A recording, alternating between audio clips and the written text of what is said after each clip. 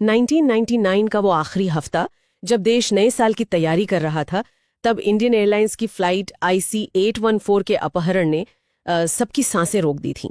आज हम उस कहानी की परतों को खोलेंगे, काठमांडू की उस चूक से लेकर कंधार के उस मुश्किल फैसले तक। हमारा मकसद सिर्फ ये जानना नहीं है कि क्या हुआ, बल्कि ये समझना है कि क्यों हुआ और इससे क्या सबक मिले। बिल्कुल, ये सिर्फ एक अपहरण की कहानी नहीं है। ये तो दबाव में लिए गए फैसलों, कूटनीतिक मजबूरियों और एक राष्ट्र के सामने खड़ी हुई सबसे मुश्किल चुनौतियों में से एक की केस स्टडी है। तो चलिए शुरू से शुरू करते हैं। हाँ। कहानी शुरू होती है काठमांडू के त्रिभुवन हवाई अड्डे से। ये बात हैरान करती है कि 5 आतंकवादी चाकू, पिस्तौल और ग्रेनेड लेकर विमान में चढ़ कैसे गए।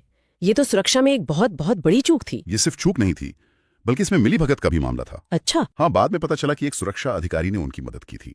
तो उड़ान भरने के बस आधे घंटे बाद ही उन्होंने विमान पर कब्जा कर लिया और कैप्टन देवी शरण को पश्चिम की ओर, पाकिस्तान की तरफ उड़ने को कहा। उनकी योजना पहले से ही साफ थी। और यहीं से शुरू हुआ वो ड्रामा जो अगले 7 दिनों तक चला। विमान को ईंधन की जरूरत पड़ी और वो अमृतसर में उतरा। ये तो भारत के पास इस संकट को अपनी जमीन पर खत्म करने का एक सुनहरा मौका था। बिल्कुल था। हमारे कमांडोज तैयार थे, फिर भी हम चूक गए। ऐसा क्यों हुआ?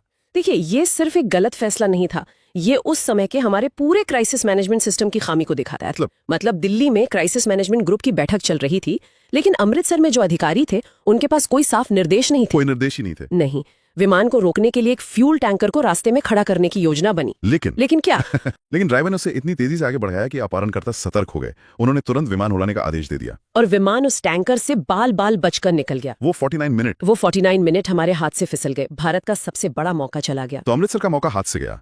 अब विमान पाकिस्तान में था। हाँ, लाहौर में, जहां मदद की उम्मीद करना ही बेकार था। बिल्कुल। पाकिस्तान का रवैया तो टालम टोल वाला था। उन्होंने पहले लैंडिंग से ही मना कर दिया, रनवे की लाइटें बंद कर दी। और फिर जब कैप्टन ने विमान क्रैश होने की चेतावनी दी, तब जाकर उन्होंने इजाजत दी। ईंधन तो दिया, पर कोई मदद नहीं की। और यहीं पर अपहरणकर्ताओं ने अपनी क्रूरता दिखाई। रूपिन कात्याल। हाँ, हनीमून से लौट रहे 25 साल के रूपिन कात्याल की उन्होंने हत्या कर दी। ये एक संदेश था कि वो किसी भी हद तक जा सकते हैं। इस एक हत्या ने तो पूरे देश को झकझोर दिया होगा और सरकार पर दबाव भी। दबाव कई गुना बढ़ गया था। लाहौर के बाद विमान दुबई गया, जहाँ कुछ राहत मिली। हाँ, दुबई में ईंधन के बदले 26 यात्रियों को छोड़ा गया। ज्यादातर महिलाएं और बच्चे थे। लेकिन असली खेल तो अब शुरू होना था, जब विमान आखिरकार तालिबान के कब्जे वाले अफगानिस्तान के कंधार में उतरा। तो अब विमान कंधार में था, तालिबान के इलाके में। भारत के लिए यह सबसे बुरी स्थिति थी, एक ऐसी जमीन पर बातचीत जो पूरी तरह से दुश्मन थी। ऐसे में अपहरणकर्ताओं ने क्या मांगे रखी? देखिए, तालिबान और पाकिस्तानी ISI के समर्थन से वो और भी मजबूत हो गए थे। शुरू में उन्होंने 36 आतंकवादियों की रिहाई और $200 मिलियन की भारी भरकम रकम मांगी। 36 आतंकवादी? हाँ। कई दिनों की बातचीत के बाद वो 3 खूंखार आतंकवादियों की रिहाई पर माने, मौलाना मसूद अजहर, अहमद उमर शेख और मुश्ताक अहमद जरगर। लेकिन क्या सच में कोई और रास्ता नहीं था? कुछ लोग कहते हैं कि सरकार मीडिया और परिवारों के दबाव में जल्दी झुक गई। क्या कोई सैन्य विकल्प, कोई कमांडो ऑपरेशन विचाराधीन था? विचार तो हुआ, लेकिन वो लगभग नामुमकिन था। नामुमकिन? कंधार में तालिबान का राज था, जो अपहरणकर्ताओं के साथ थे।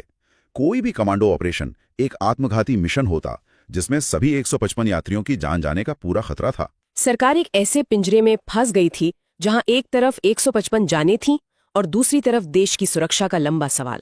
और 31 दिसंबर को, नए साल की पूर्व संध्या पर, सरकार ने यात्रियों को बचाने का फैसला किया। बिल्कुल। तत्कालीन विदेश मंत्री खुद तीनों आतंकवादियों को कंधार ले गए और यात्रियों को सुरक्षित वापस लाया गया। वो 7 दिन का संकट खत्म हुआ। लेकिन कहानियां खत्म नहीं हुई। नहीं, कहानियां खत्म नहीं हुई।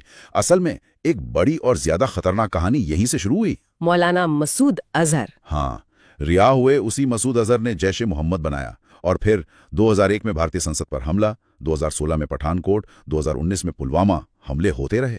और यहीं पर वो बड़ा सवाल खड़ा होता है जो आज भी परेशान करता है कि एक राष्ट्र की जिम्मेदारी क्या है? सही, क्या उसे अपने नागरिकों की तत्काल जान बचानी चाहिए, या फिर आतंकवाद से समझौता करने के उन भयानक नतीजों को देखना चाहिए जो भविष्य में पूरे देश को भुगतने पड़ते हैं?